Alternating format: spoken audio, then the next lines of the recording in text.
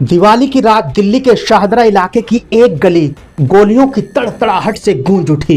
दिल्ली के शाहदरा में बृहस्पतिवार को दो हथियारबंद लोगों ने 40 वर्षीय एक व्यक्ति और उसके भतीजे की गोली मारकर हत्या कर दी, जबकि उसका बेटा घायल हो गया। नमस्कार, आदाब, सत श्री अकाल। आपका स्वागत है today crime file with Tahir Khan के इस बेहद ही खास प्रोग्राम में। आज एक बार फिर हम गुनाह और गुनहगार को बेनकाब करने की कोशिश करेंगे। जब होता है अपराध तो शातिर अपराधी छोड़ता है सबूत। इन्हीं सबूतों की बिना पर होती है अपराधी की तलाश। जब अपराधी का चेहरा जुर्म से होता है बेपर्दा तो छिप नहीं पाती अपराध की कड़ियां। इन्हीं जुड़ती कड़ियों की बिना पर मिलती है सजा। दिवाली की खुशियों के बीच मातम छा गया। दिवाली के उत्सव में सभी मग्न थे। बीते 31 अक्टूबर को दिल्ली जगमग रोशनी से नहाई हुई थी। कोई पूजा पाठ में बिजी था तो कोई आतिशबाजी में। सब अपने अपने तरीके से दिवाली के उत्सव को मना रहे थे।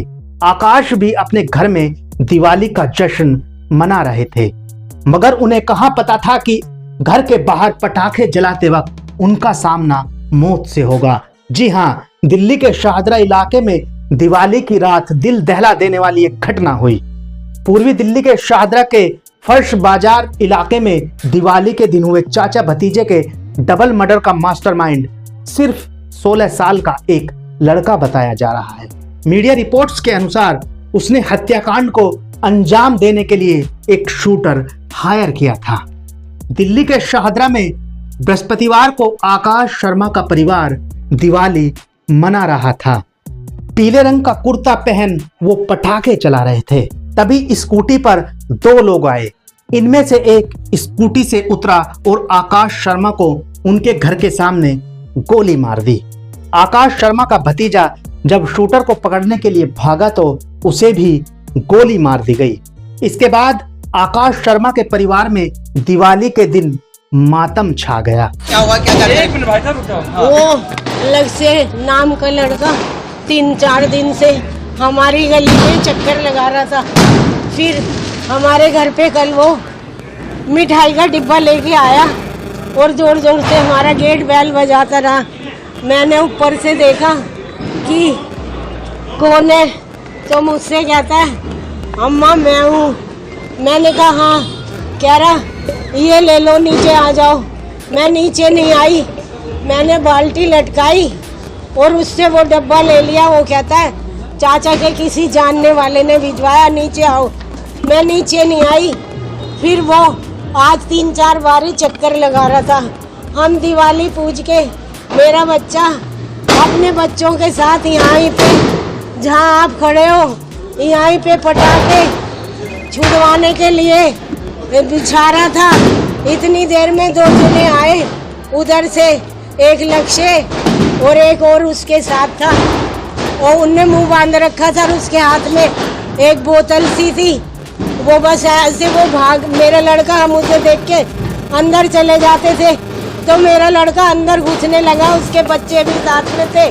तो वो जो दूसरा और वो उन्होंने ऐसे ऐसे आवाज आई, मैं नीचे से उतर के भाग के आई। मैं दिमाग में मेरे में टेंशन है। मैं जैसे नीचे उतर के आई इतनी देर में मेरा बच्चा यहाँ पे पड़ा था। माता जी के मारने से पहले उन्होंने पैर छुए थे क्या? हाँ, पैर छुए थे, पैर छुए और आकाश के हाँ पैर छुए और यूँ कह रहा चाचा राम राम। तो हम बोलते ही नहीं थे। मेरे आदमी को भी इन्होंने ही मरवा दिया था। और माता जी ये भी जो लक्ष्य है ये भी आपकी किसी रिलेशन में लगता है क्या? हाँ, मेरे आदमी को भी पहले मरवा दिया था इसके बाप ने, विराट ने, और अब इन्होंने मेरा बच्चा मरवा दिया। मेरे पोते को भी। गोली मारने की क्या वजह रही? वो बंटी और पुनीत ये दोनों पैसे दे के मरवाए।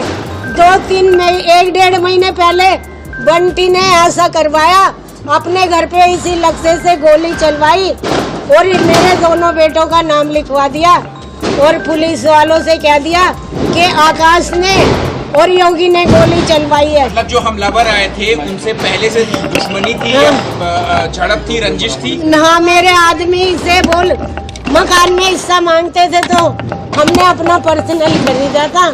पहचानते हो जो हमलावर आए थे? हाँ। उसको पहचानते हो? हाँ, कितने हमलावर थे? कितनी राउंड गोलियां मारी? बेटा मैं तो जीने में से उतर रही थी, 2-3 आवाज सुनी थी मैंने तो।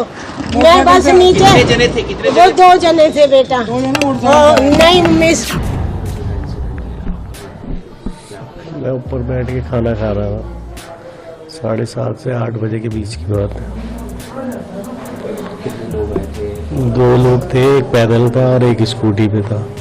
जो स्कूटी पे था वो मेरा भतीजा लगता है, जो पैदल था वो पता नहीं कौन है। और मेरी मम्मी जैसे ही चिल्लाई, मेरे भाई जिनका वो लड़का उनका नाम लेके कि उस मानेगा कि नहीं मानेगा, तो मेरे को एकदम से गोली चलने की आवाज़ आई। मैंने कैमरे की तरफ देखा तो मैं भग के नीचे आने लगा, इतनी देर में सब कुछ हो चुका था।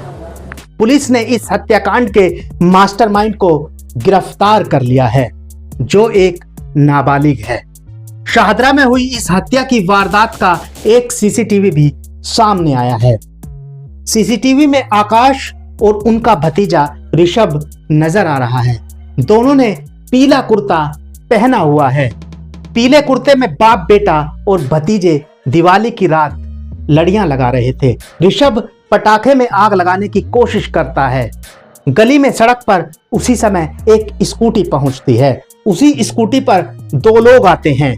उसके साथ आया दूसरा शख्स मास्क पहने होता है और थोड़ी दूरी बनाकर चलता है। वीडियो से साफ है कि वे एक दूसरे को पहले से जानते थे। कुछ बातचीत करते हैं, पैर छूते हैं। 40 साल के आकाश शर्मा तभी घर में जाने लगते हैं, या यूं कहें कि आकाश पटाखे में आग लगाकर जैसे घर के अंदर जाने के लिए मुड़ते हैं, इशारा मिलते ही मास्क मैन फायरिंग करने लगता है। वह घर में घुसकर ताबड़तोड़ फायर करता है। वैसे ही शूटर पीछे से गोली मार देता है। इसके बाद जब भतीजा शूटर को पकड़ने पीछे भागा तो उसे भी गोली मार दी जाती है।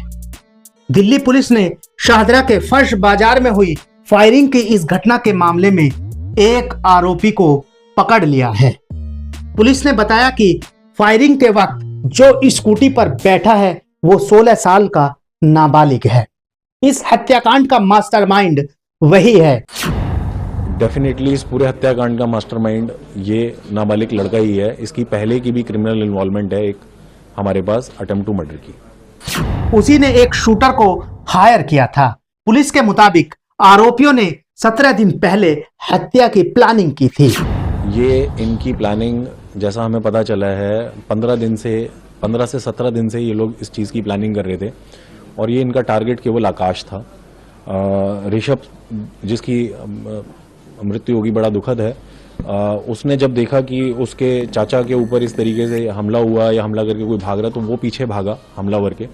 तब उस दौरान उसके भी एक गोली लगी। 2-3 दिन से आकाश को मारने के लिए घूम रहे थे, लेकिन वो मिल नहीं रहे थे। स्कूटी में बैठे नाबालिग ने ही शूटर को बताया था कि टारगेट कौन है।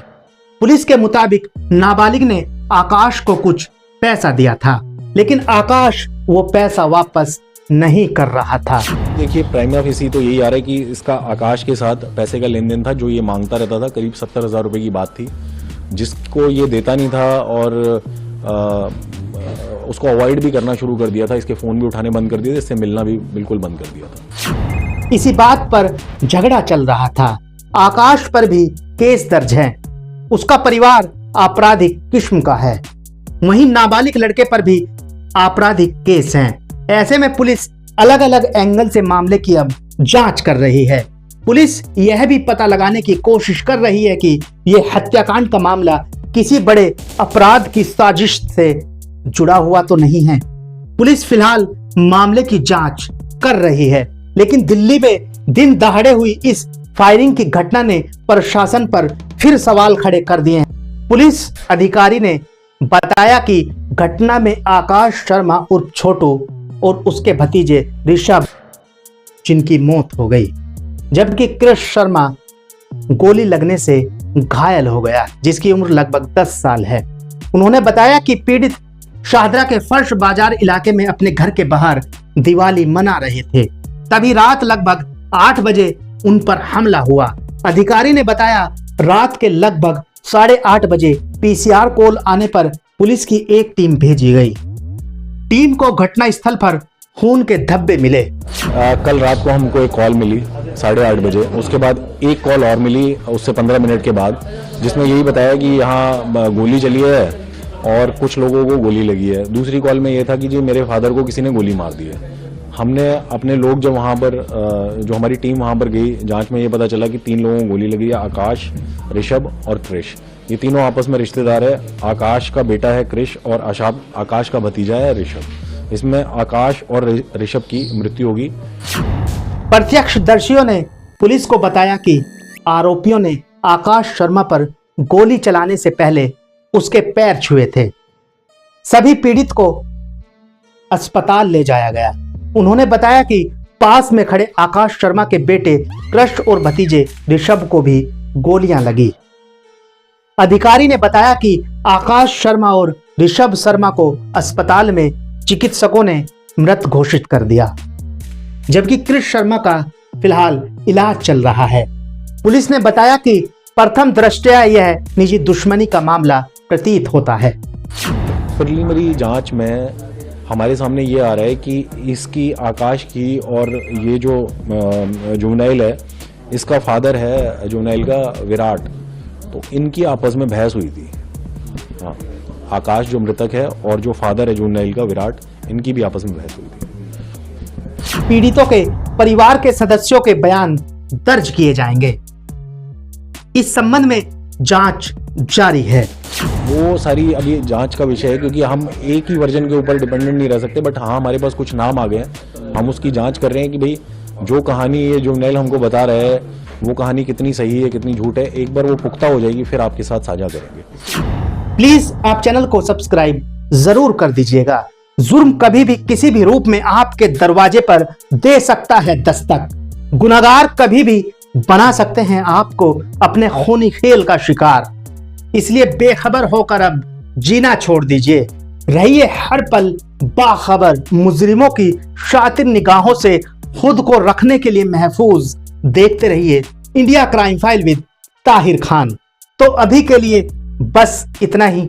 आप रहिएगा होशियार, खबरदार। आप स्वस्थ रहें, मस्त रहें, सतर्क रहें, सुरक्षित रहें।